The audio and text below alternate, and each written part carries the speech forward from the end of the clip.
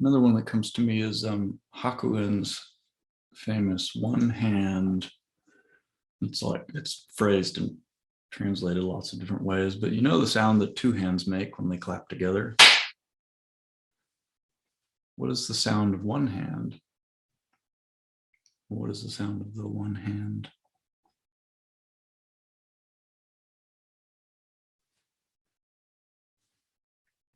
There it is. In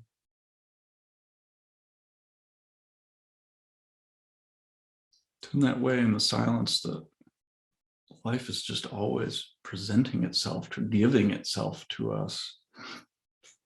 Incredibly generous.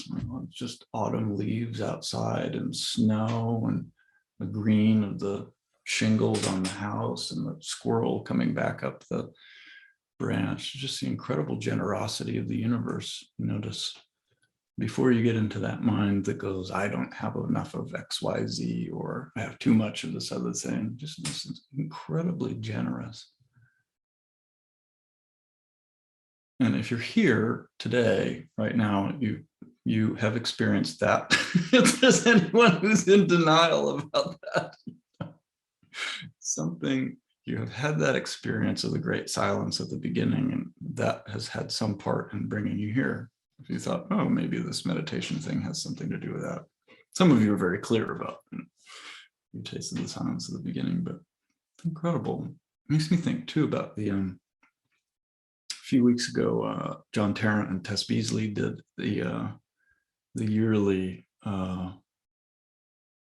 story of the Buddha retreat, before the end of the year, and which was wonderful.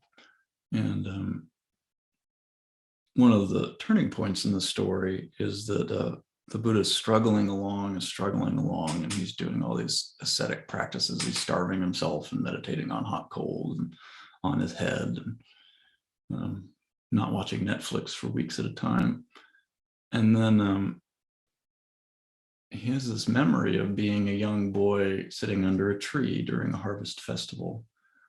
And he's kind of away from the action, and the feeling that comes back to him out of that memory is just this sense of ease, that nothing is needed, nothing is missing, nothing is extra. It's just things as they are enough. I thought, oh, maybe there's something to that.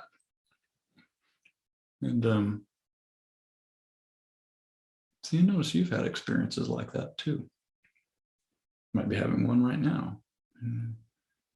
So it doesn't have to be meeting the silence at the beginning, doesn't have to be some huge mind exploding experience. It could be something incredibly simple. It could just happen in just a flash. The first time you notice that the leaves are turning in autumn, or the first time you look out the window and you see the first flakes of snow in winter, or when the sun comes out of the clouds after weeks of rain or something. Or it's kind of great. I live sort of in the downtown area, and so occasionally we get people's car alarms and stuff. And before I have the idea that, oh God, this person should, who is doing that? Is somebody trying to steal a car? I wish they'd get rid of those things in cars, blah, blah, blah. Before all that happens, the first, it's there, right? The great silence at the beginning is in the first honk of the car alarm. It's actually in all of the honks, but then I get all worked up and start covering it up with things. So it's everywhere. That takes me back to a question. There's a quote that John Tarrant had all over the place for a little while. Something like, if awakening could come from any direction at all, what sort of effect would that have on your life? Or how would that change things for you? What would your life be like? Maybe that's the experiment. If awakening could come from any direction at any moment, no one is safe.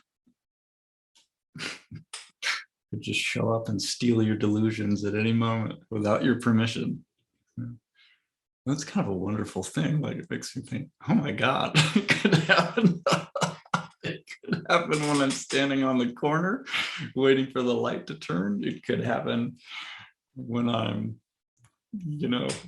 going to get my toddler out of his crib at 2 a.m. because he's decided he doesn't want to sleep alone anymore. It could happen, could happen at any moment.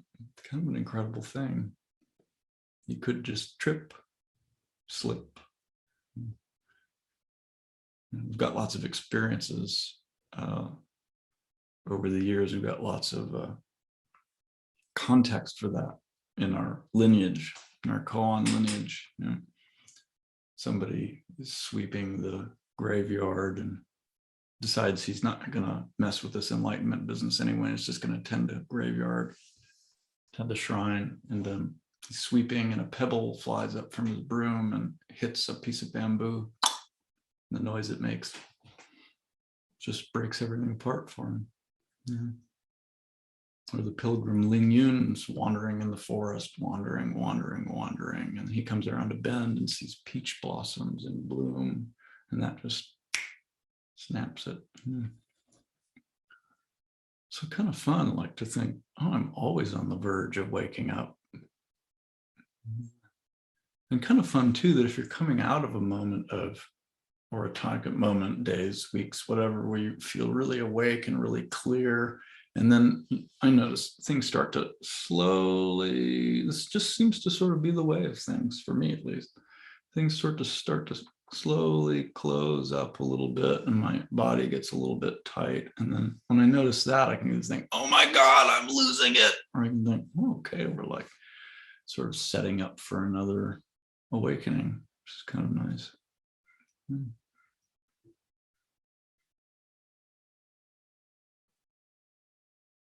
Great silence at the beginning. So stop for just a moment and sit with that image, the great silence at the beginning. See if you can hear it.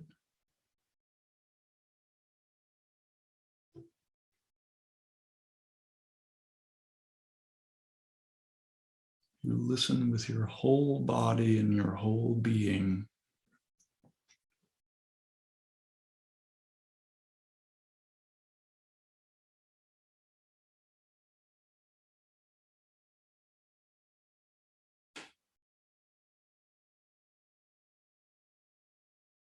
And that's it. You've done it.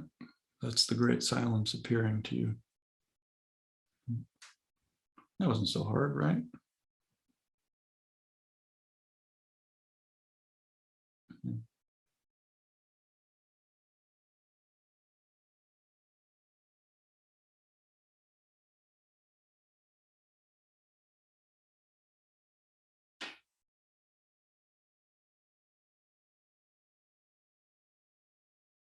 And sometimes you sink into the great silence and you're supposed to be giving a talk, but you can't find anything to say. Because it's like, it just keeps coming back to, it's here, it's here, it's here, it's here, it's here, it's here. What else is there to say about that? What else is there to say? Let me see if there's more to say.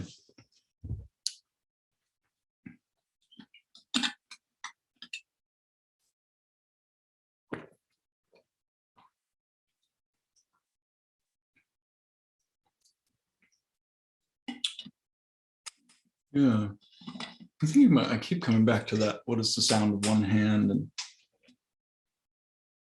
And there's a wonderful thing. We have several kind of initial big koans: sound of one hand, original face, no. Does a dog have Buddha nature or not? No. And then there are all these wonderful questions, just to, when you start to like get your little nose into the koan, there are all these wonderful questions to sort of dive deeper into it. What is the soundless sound of one hand? Where did you first hear the sound of one hand? And where did you first hear the great silence at the beginning? It was kind of nice. So it's there. It's not just, here's the other thing, it's not just here in the like You feel really present, like, oh, I'm just here and my mind is quiet and all of the things of the universe are here. It's there, but it's also in the memory, also in the dream. It's also in the delusion or the thought or the worry or the criticism or the difficult emotion. It's in the confusion of life too. It's actually always there because all of those things meet us here anyway. So that's kind of a nice thing to know too, is when you don't think you're here, it's okay, you're here anyway. The not being here is just a delusion. And so you can just be here with it.